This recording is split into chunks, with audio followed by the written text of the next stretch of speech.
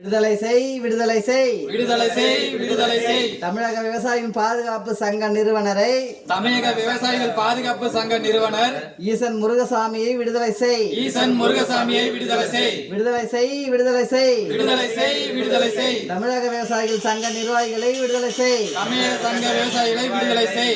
விடுதலை செய் விடுதலை செய் விடுதலை செய் விடுதலை செய். தமிழக விவசாயிகள் சங்க நிர்வாகிகளை விடுதலை செய் தமிழக விவசாயிகள் பாதுகாப்பு சங்க நிர்வாகிகளை நிர்வாகிகளை விடுதலை செய்.